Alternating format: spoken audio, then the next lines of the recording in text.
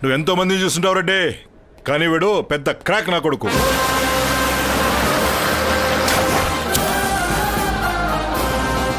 మనతో పెట్టుకుంటే ప్రాణాలే ఉండవు. ఆడితో పెట్టుకుని చాలా మంది పోయారు రెడ్డి.